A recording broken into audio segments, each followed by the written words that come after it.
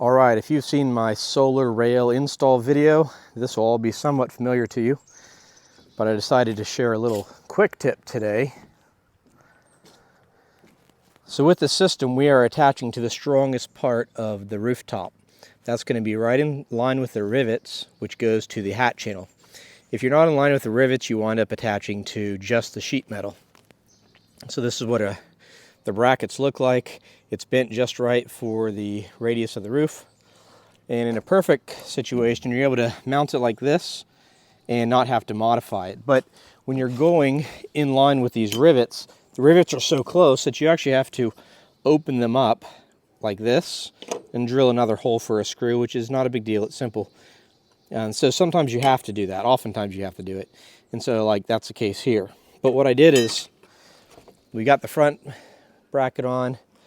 We've got the second bracket on.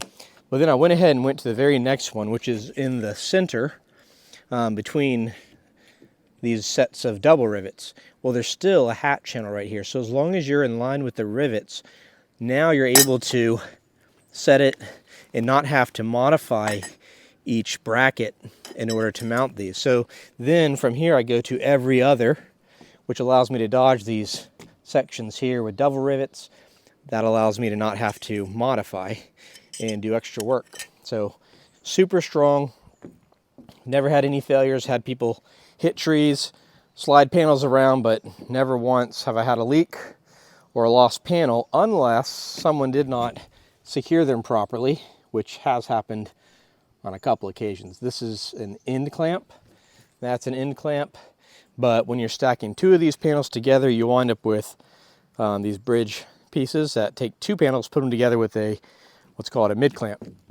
And all that's covered in my other video. Anyway, there's my tip for today.